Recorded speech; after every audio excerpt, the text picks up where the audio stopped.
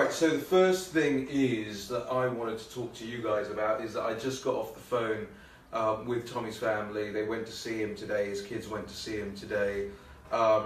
Look, it's not fantastic. He was upbeat, although that might have just been for, you know, his kids, not to see their dad in a dire situation. But he is losing a lot of weight because he is effectively in solitary at the moment. He's losing weight because he's not really eating or drinking down there. He is also not allowed to buy razors, so his family tell me he's got a pretty serious beard going on at the moment too. I've just sent him, I got off the phone and I was going to do this first, but actually I wanted to send him a message, so I've just sent him 3 emails, one just because it's all he has to do really. So, and by the way, this is an action point for you guys. Send him emails. There's a service called Email a Prisoner, and his prisoner number is on the letter that he sent from Hull prison. It's on the top right of that, so you can get the prisoner number. You can send him, I think it costs 40 pence to send him an email, but that's basically all he has to do at the moment is to read emails, and he loves it. And so I sent him 3 emails, 4 pages, one updating him on the World Cup, one updating him on, you know, what we're doing for him on the outside, and the other one with a Philip Larkin poem that I thought he might find some comfort in, or some camaraderie with. So that was the latest. There is an ongoing legal case. I believe this week he will finally manage to sit down with his new legal team and hash out exactly what they want to do. But there are 3 things, and I can't go into detail because that's up to the lawyers whether or not they want to release that information. But I won't go into specific detail. But there are 3 specific things that they are doing in appeal, and I think at least 2 of them have a very, very significant chance of success. And one of them is making a point that needs to be made. So that's the broad update. He is also limited to spending £10 a week at the moment in prison. So usually I think you could spend up to 50, and people can send you money, and you can spend up to 50. They're not letting him do that, you know, buying paper and pens and food and, you know, all that sort of thing.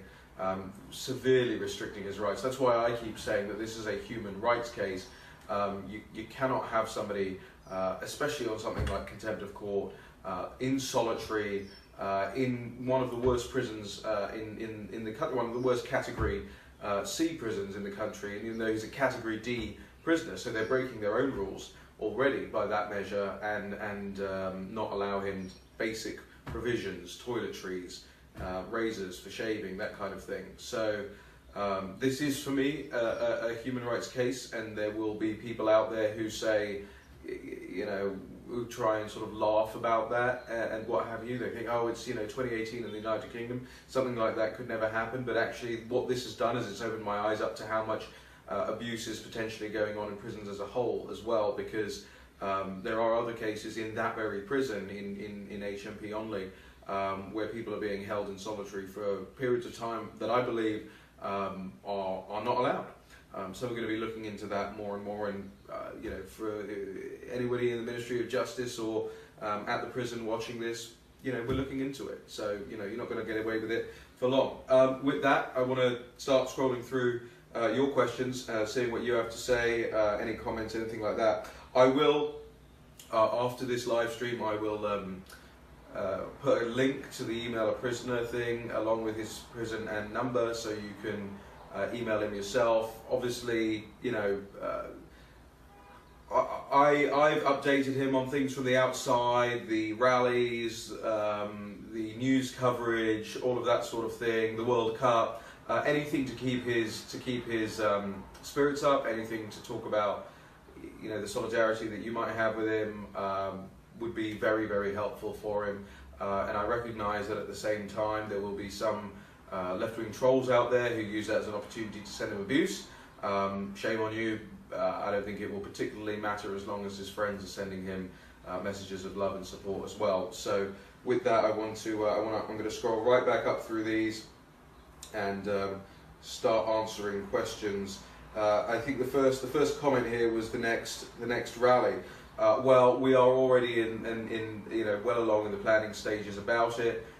July the 14th, somewhere in central London, we're working with the police to find a suitable location. I have a suspicion that they may not want us to do it on Whitehall again because of the last time altercations that were in some cases provoked by the police, but I think we have to hold our hands up and say in some cases just morons on our side being moronic, and it didn't help anyone. It doesn't help anything because now we're having to find a new venue for the next one. I'm thinking outside the BBC perhaps, but we have to, we're working on the logistical side of that at the moment. The good thing is I've had messages from, again, all over the world, members of Parliament from all over Europe, members of Congress from here in the United States who want to come along, who want to speak, who want to stand in solidarity with Tommy and with all of you guys. So, we are well along the planning stages. The event will be shared more and more as we lock in further details, speakers, times, locations, buses, so on and so forth. But again, we are just a few, very, very few people doing this, so bear with us. If you don't hear from us for a day or 36 hours or whatever it is, it doesn't mean we've stopped and we're not doing anything. It more than likely means we're knuckled down trying to get stuff done and locked in. And these things aren't cheap either, so finding money and everything like that is the foremost of our concerns, because we don't want to be taking money out of Tommy's appeal fund, which I know so many of you are contributing to, so we're finding that elsewhere and doing that in different ways. So David Russell says, glad to see you doing a feed finally. Yeah, well, I would have done one sooner. I've just been very busy. John Swales, love to buy you a pint, mate. I wish I had a pint right now. In fact, that I think is what I'm going to try and do after this live stream. Yes, people say please write to him. I agree. Rhonda Kane in solidarity from Canada. It's amazing the amount of people from all over the world who can do this as well. You can go onto the Email a Prisoner UK website and send messages from all over the world. Again, it's 40p, which is, oh God, I'm terrible at this. I don't know, like 60 cents American, maybe 70 cents Canadian. I don't know, but it's not much to send him, and you can send him a pretty long email actually. Raymond Keating says, is Tommy's legal team working on appeal? The answer is yes. If you missed it, scroll back through and you'll see where I talk about that. Sharon Goddard asks, who is speaking at the next march, Raheem? Well, again, we're putting those plans together. I don't want to announce anything just yet until it's locked down and flights are booked and the venue's booked and everything like that, because I have a suspicion that they will try their very hardest, and by they I mean the police and the political establishment try their hardest to scupper the next one, given how large the last one was, especially in comparison to Labour Live. And for those of you that don't know what Labour Live is, well, I'm not surprised, but go on Twitter or Facebook and type in Labour Live and see the actual hilarity that was Jeremy Corbyn's attempt to rally his troops yesterday in the UK. So I'm just going to keep going through here. Susan Price Hardy says, outside the BBC, perfect. Martin Morris says, get Katie to speak, please. I'm assuming you mean Katie Hopkins. Martin, if that's who you mean. I'm well up for that. I think any voices at this point, any big voices who can spread those messages is good. And Katie's been on Fox News repeatedly talking about this case, so credit to her there. I know she's not everyone's cup of tea, she isn't always my cup of tea, but she's a cup of tea. And sometimes a cup of tea is better than your particular cup of tea. Kate English Foster says, what's the email, Raheem? The email is not an email, the email is a website where you go on and you fill a form and you have to subscribe, well not subscribe, you have to register with the website. It's a very quick process, very painless. I did it in 2 minutes the other night. And then all you need is his name. I mean, his name is the prisoner name, Stephen Yaxley Lennon, and his number, which I will put on and it's already on his Facebook page because he sent a letter from HMP Hull, but I'll also put that on my Facebook page. And then you need the prison, which is HMP only, and you can select that from a drop-down list. Let's keep going. Ryan Water says, when and how are we going to unite the right, Raheem? The time is now. Well, I quite agree, but there are people and personalities that are in the way of that, and one step at a time, I think.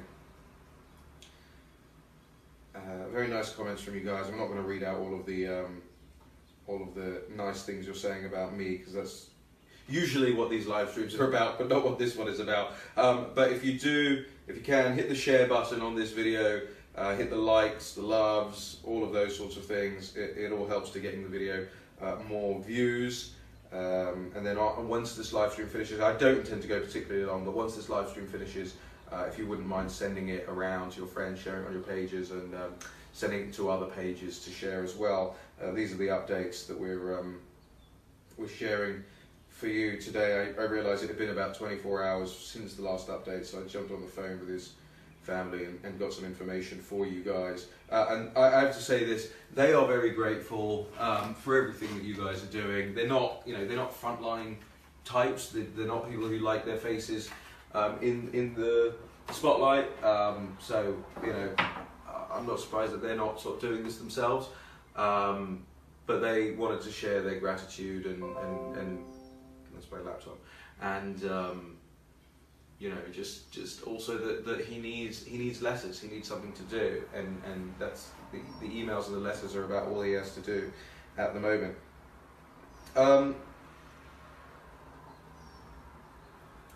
Heather Gray says, news on the appeal. I realise some people are joining late. The news on the appeal is as follows. He has a meeting with his new legal team later on this week, I believe, finally, and there are 3 strands to the appeal that are going on. I can't really say more than that, and I don't think it's appropriate for me to share more than that, because they're the ones doing this work, and it's up to them whether they put that out in the public domain. But what I will say is that there is a good chance of at least 2 out of 3 of the things they're working on yielding and bearing fruit. And of course, I'm here in the United States at the moment, and we've been putting a lot of pressure on from this side, political pressure and diplomatic pressure from this side. And again, I can't go into specific details of that because it's up to the people who are involved in those meetings to disclose that information, but I know that the meetings have been going on, and I know the representations have been happening, and there's a lot more to do. I wish I was 10 people. I wish I had a war room full of 10 people here, because this is effectively a campaign, and throughout any campaign, whether it was UKIP in 2015 or Trump or Brexit, you have a staff, a team full of people who are all doing different things. And one of the things that I really want to do is get more stories into the foreign press about this, because they seem to be the most receptive. The British press are obviously locked down and hunkered down with the establishment on this. But I intend to spend the next few days pushing articles into the US press, briefing journalists about this, making sure it's getting the right coverage here as well. I'm going to keep scrolling through your comments here. If you nice slippers, says Simon Ricketts. Yeah, if anybody wants to buy me some slippers, these are knackered. Somebody suggested Tower Bridge for our next rally. Vaughan Simon says Paul Joseph Watson to speak. I don't think that Paul does public stuff. I mean, apart from his public YouTube page, but I don't think he does in-person stuff. I will ask him. Michaela Maria Phillips asks, same prison number as Hull? I believe so. I will double check it and I'll post it to my page just to make sure.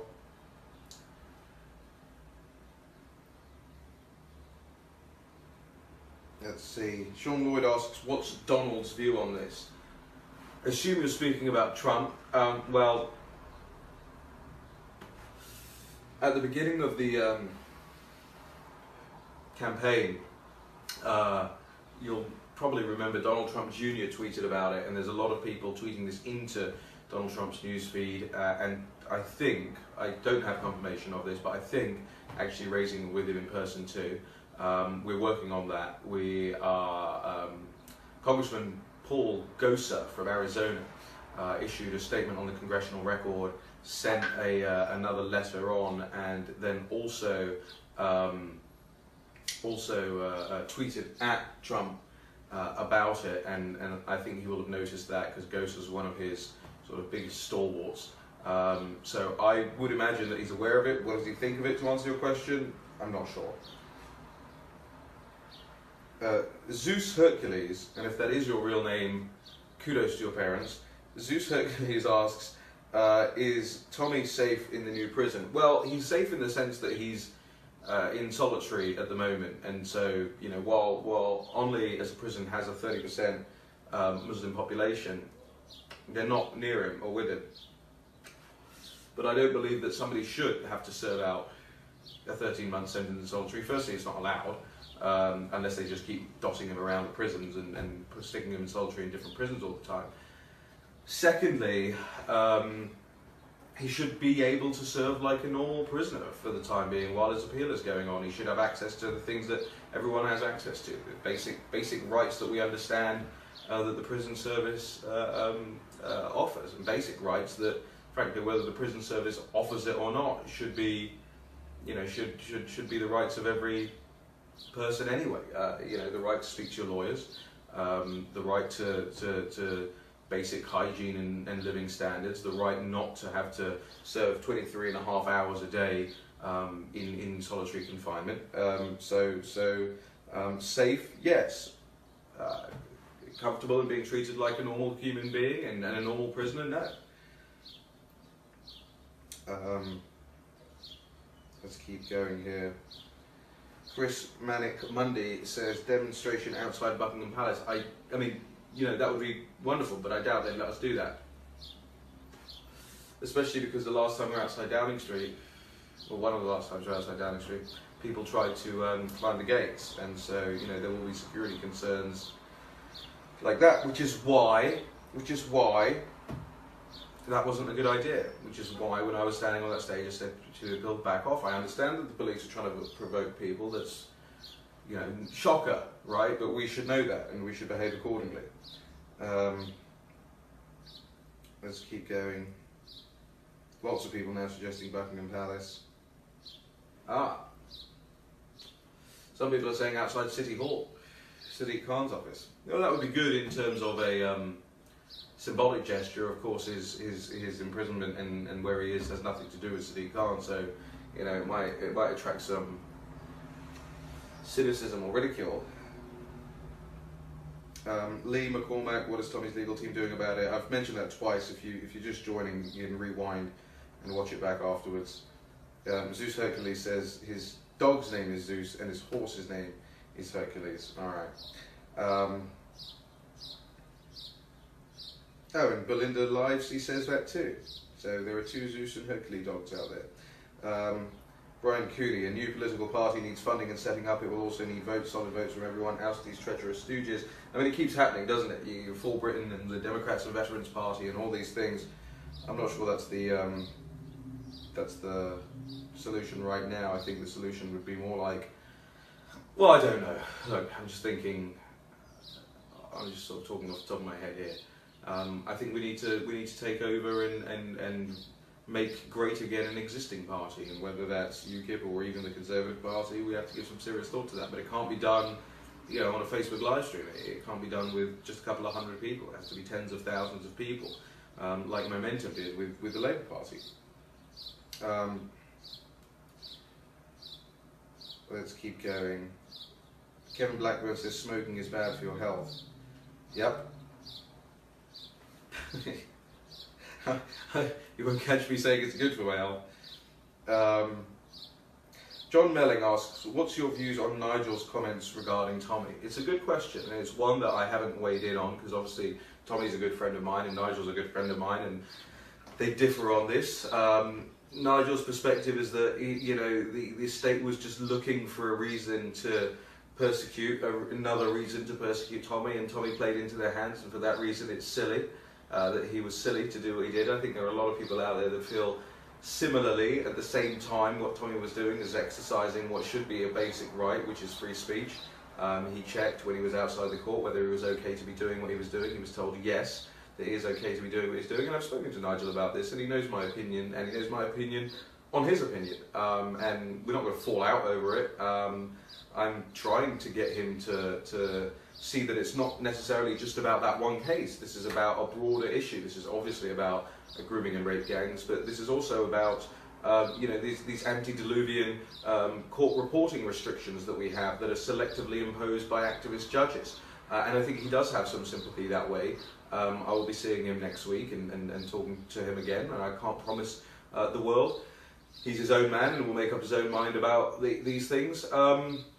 But again, and I know I sound like a broken record here, it doesn't help when people like Nigel, who are trying to deliver on Brexit and trying to help push the government in that direction, it doesn't help when we have scuffles and violence and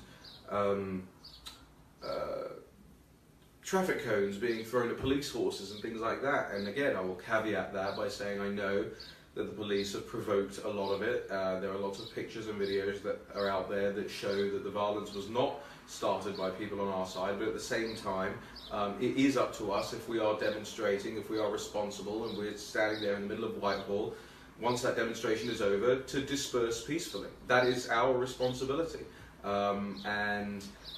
Whether it's going to a pub and leaving the area or whatever, I mean, not obviously 15,000 people going to one pub, although I'm sure the Westminster Arms would be happy for the business, dispersing, because we were there and we made our point, and I think we made it really strongly and well, and there were so many videos and pictures of such a great event and protest, and people who had come from all over the world, like Geert Wilders and Philip de Winter, and messages from Louis Alliot at the Front National, and all of this, and then it was marred, and of course, the media will use that as an opportunity to mar the protest with a couple of pictures of people on our side either being silly or drunk or being provoked into violence, even if that violence is in self-defense. So again, for the next time we do this, I implore you and implore everyone out there, this is firstly a family occasion. We want ordinary people to be there. We want people to feel safe. We don't want them to feel like they're going to be kettled or tear gassed or whatever the police want to do to provoke us. We don't want them feeling like that. We want them out there on the streets with us. I've said multiple times now, we don't need people in spirit. We need people in person. And if people see images like that as they're pushed upon them by the mainstream media, then they're not going to turn out. And we need them to turn out. And they want to turn out. They are on our side. They do stand shoulder to shoulder with us. So we have to give them every single possible reason to do that, to be with us. So I hope you don't take that as a criticism. It's criticism, but it's a constructive criticism. Let's keep going here.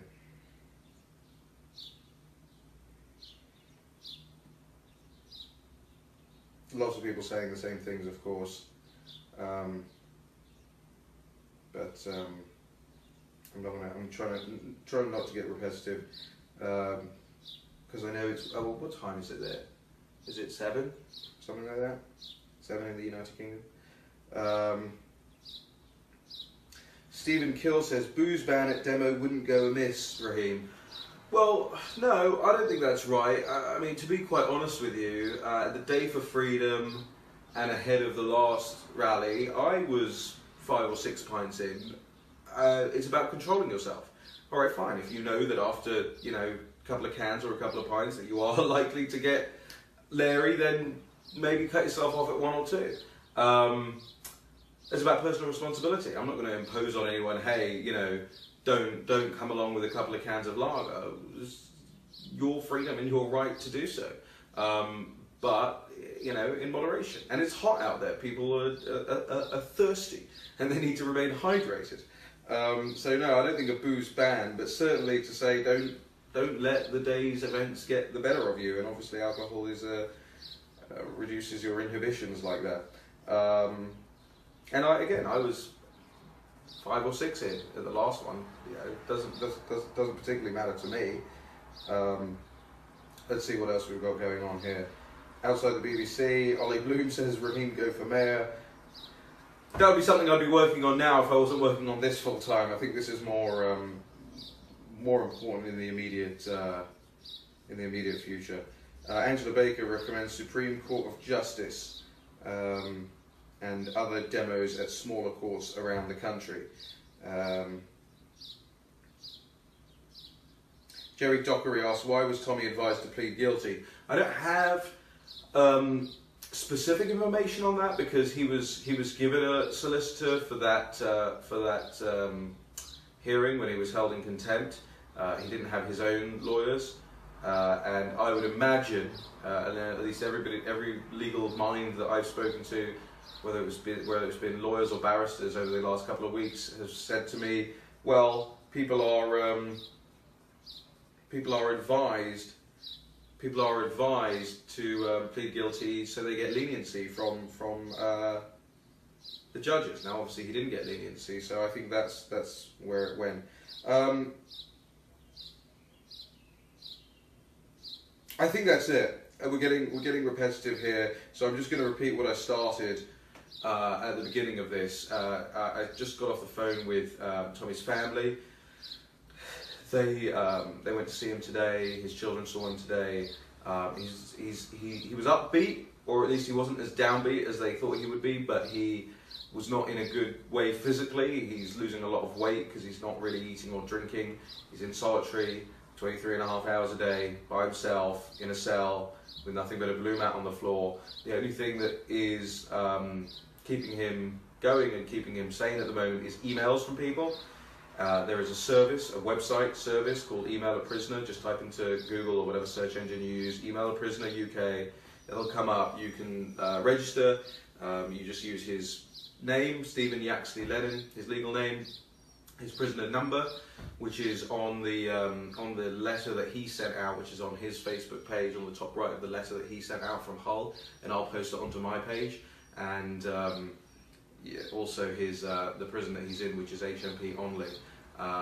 So you use those details, and then you can write him whatever you want. It costs 40 pence to send him a pretty long email. So I hope you will all do that and send him your messages of support. It really. I mean, he asked his family to convey that it's the only thing that he's got at the moment. So that's something that immediately you guys can do. There'll be a website launching later on in the week where you can sort of one-click email the Justice Minister, the Prime Minister, the White House, and all sorts of other people that are involved in this case. And we just want to flood the zone with messages to them talking about the effective lack of human rights that he's being offered in his situation in prison at the moment. And for any skeptics out there, you know, I'm always around. I'm here. I'm on my Facebook. I'm on Twitter. I'm going to do these live streams. I'm more than happy to debate with you. You can see I'm not some sort of frothing at the mouth conspiracy type. I'm happy to convert you over to the Free Tommy course. So with that in mind, the next demo is going to be on the 14th of July. We're still working over the details on that, speakers, locations, venues. Stay tuned to all of that.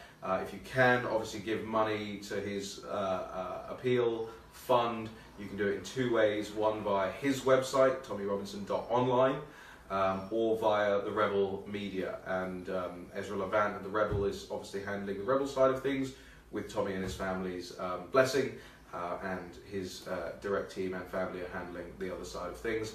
I'm just facilitating, I'm passing messages across, I'm meeting with people here on Capitol Hill later on this week in Europe as well. And we're just all guns blazing, so to speak, on the Free Tommy case. So I thank you for joining me here for this short live stream, and keep your peckers up. And if you don't have a pecker, keep someone else's pecker up. Cheers.